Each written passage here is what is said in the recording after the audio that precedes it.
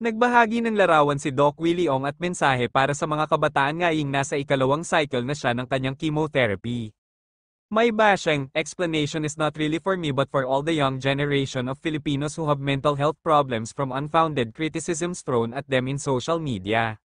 I really love the younger generation no matter who you are and who you choose, truly, I love you as you are, God loves you, ayon kay Doc Willie. I forgive you if you bashed me in the past. For the children and young adults, stay strong, fight with me, forgive your perceived enemies. Keep living, keep loving, that is all I ask of you, dagdag pa nito. Si Dr. Willie Ong ay nagbahagi ng kanyang mga pinagdaanan sa pakikibaka laban sa isang bihirang cancer na sarcoma sa kanyang mga taga-subaybay. Sa kanyang vlog, ikinwento niya na naranasan niya ang neutropenic sepsis na nagdulot sa kanya ng ilang pagkakataon ng pagkalito. Ayon sa kanya, ang mga karanasang ito ay halos nagwakas sa kanyang laban sa cancer. Ipinahayag ni Dr. Willie ang kanyang pagkadismaya tungkol sa stress na dulot ng mga batikos na natanggap niya nang siya ay tumakbo bilang vice-presidente sa nakaraang halalan. Sa tingin ko, ang lahat ng sakit na ito ay nagmula sa mga negatibong kaisipan at emosyon, mula sa lahat ng sakit na dulot ng pambabash na natamo ko sa 2022 Vice Presidential Campaign, aniya. Bumoto lang ako para sa vice-presidente, ano bang mali ang nagawa ko? Dagdag pa ni Dr. Willie, wala akong maling ginawa, mahal ko kayong lahat. Tinukoy din ng kilalang doktor ang problema ng korupsyon sa bansa, basta, mamamatay na ako, wala na akong pakialam, sasabihin ko na ang totoo, ang mga politiko sa Pilipinas ay corrupt, pasensya na po, kaibigan ko kayong lahat, pasensya na, nagkakaroon ako ng mga visyon kagabi, sabi niya. Ayon sa kanya, ang mga karanasan ng sakit at pagdurusa ay nagbigay diin sa kanya ng mga mas malalalim na isyu na kinakaharap ng bansa. Ipinakita ni Dr. Willie ang kanyang pakikiramay sa mga mamamayan na nahihirapan dahil sa mga problema sa lipunan, sa kabila ng kanyang kondisyon, nagpasya siyang ipahayag ang kanyang saloobin at katotohanan na may kinalaman sa mga isyu ng lipunan. Hindi may kakaila na ang mga pag-uusap tungkol sa korupsyon ay nagiging mas mahalaga sa mga ganitong pagkakataon, marami ang nakakaranas ng hirap at paghihirap dulot ng hindi makatarungang sistema. Si Dr. Willie, bilang isang doktor at kilalang personalidad, ay may malaking impluensya sa kanyang mga taga-subaybay, kaya't ang kanyang mga saloobin ay maaaring magdulot ng mas malawak na pag-iisip at pagkilos.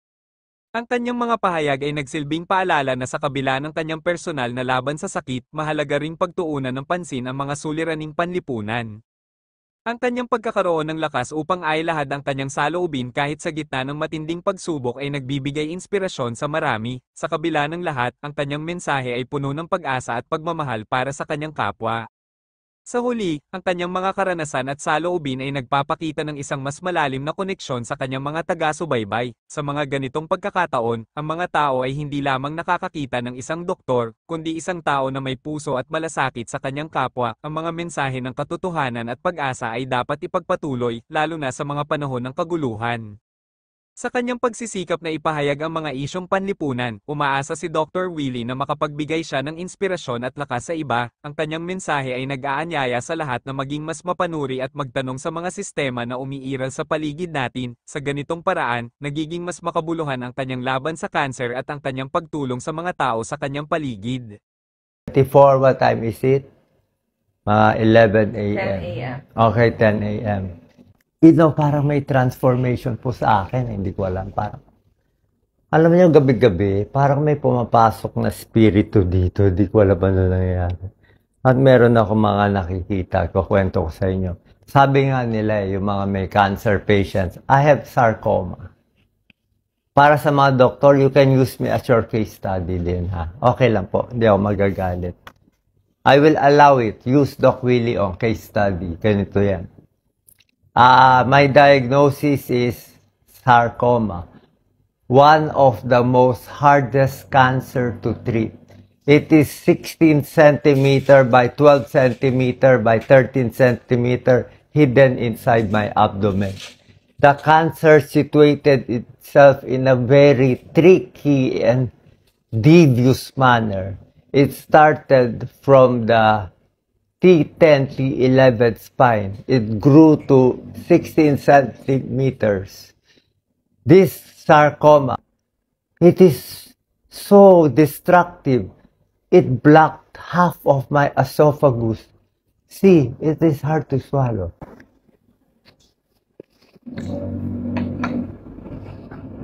Ayaw pumasok.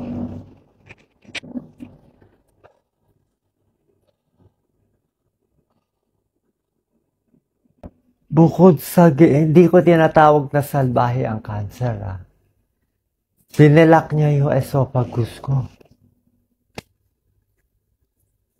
Tapos ang ginawa ng sarcoma, inipit niya yung aking right atrium. It also blocked my right atrium, almost compressing my heart. Look at my veins. And worst of all, you know what happened? This sarcoma is almost closing my inferior vena cava. My feet, grade 3 edema, swollen feet yesterday. Today, grade 1 edema only. See, grade 1 edema. Grade 1, grade 2. Up to here. It's a pitting edema. See, it's a pitting edema. Look at my legs. It's pitting edema. Tisa, tama na. Nakakatakot na yan. So, I will show you. Sa lahat po na may cancer, I will speak in English. So, everybody in the world will be inspired. If you have cancer, you have to fight. I have one of the best doctors this morning. I am not saying they are the best, we are not the best, or Philippines is the best. It does not matter. But maybe there is some God's will that brought me here. Because when I saw all the beauty and strength, the speed, the coordination, and the brain power, everything here, ooh, it's like everything here is happening. Fast speed, fast speed. Here, in 2 days, they will get all your labs ready. On the 3rd day, they will kill the cancer. So on the 3rd day, I had the first chemo. The problem, I am admitted right now for one of the side effects of chemo, which is low WBC, which led to my condition now. You will be very surprised sa mga doktor po dyan. For those doctors and health workers watching, my diagnosis right now is neutropenic sepsis. So, ano po, what I should do as cancer patient, I was given this regimen, doxorubicin, but my hair, it fell a lot. But they say all this hair will fall off. So look at it while I still have hair. I also took cisplatin, the IV. That's why everything I eat is metallic. I have sores because chemotherapy, they say, is a poison. It kills the cancer cells, but it also will kill some of your healthy cells.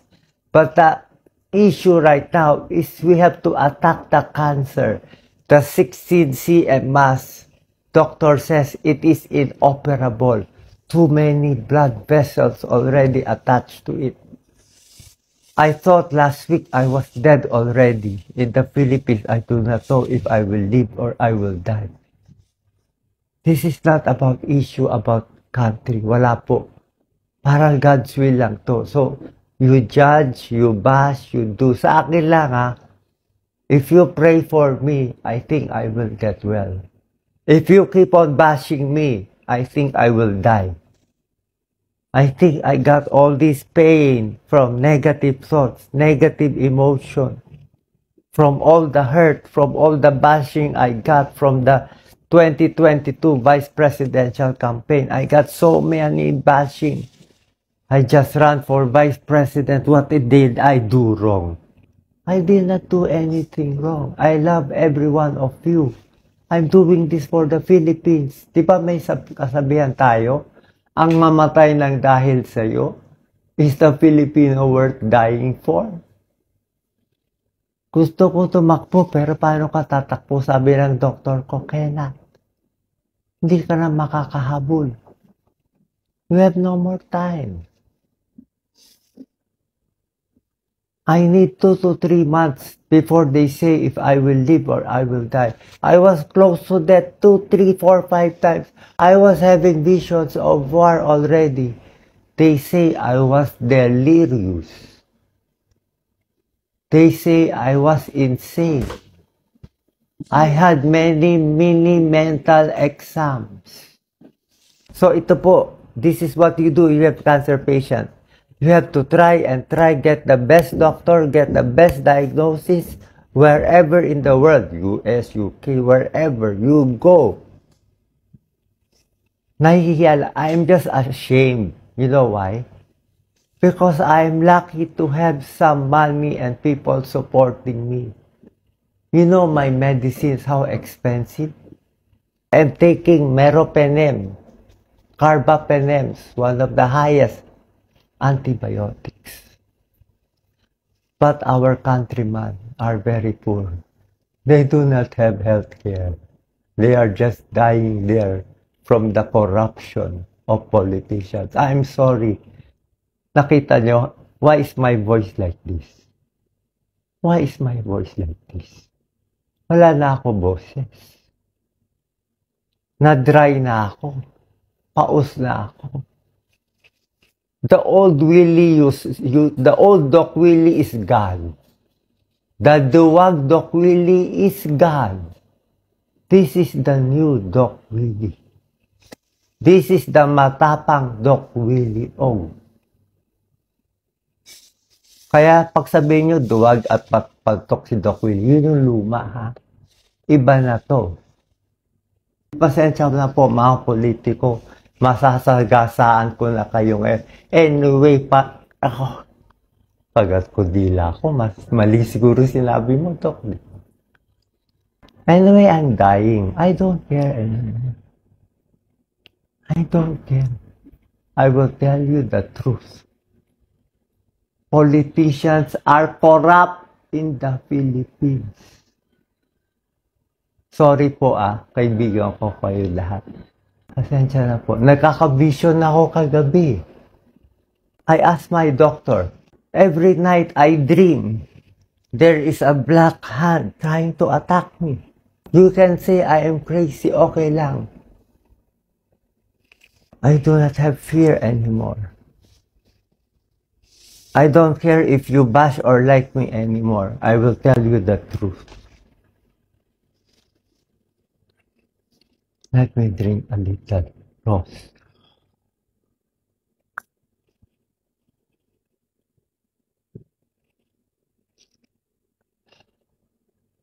Sana drama na lang to. Sana TV show na lang. All these food, they taste like metal. This watermelon for you tastes ordinary, but for me,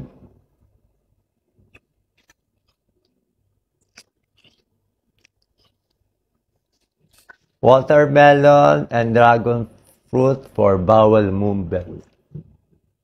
That is the correct process of healing. You should defecate, pass your bowels, and urinate every day. Get all the toxins out. You know what my doctor say? You can eat anything. You have cancer. You try to eat. Even if no taste, I try and try to eat. If I don't eat, I will die. These are my medicines. I will take it in front of you.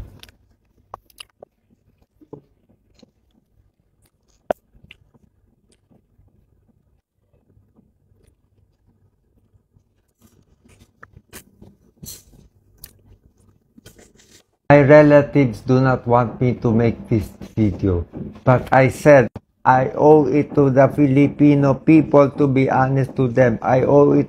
Mahal na mahal na mahal na mahal na mahal na mahal na mahal na mahal ko kayo po lahat.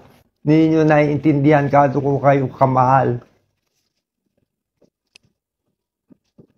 Bawat takbo ko para po sa inyo, hindi para sa akin. Unang campaign ko, wala akong gastos kahit na pangalawa, wala akong gastos, wala akong niloko, wala akong inaway. Anong ginawa niyo? Binas nyo na ako ng binas. Sumaba-sobra loob ko. Filipinos should be more caring, more honest. That's why we have all these hardships.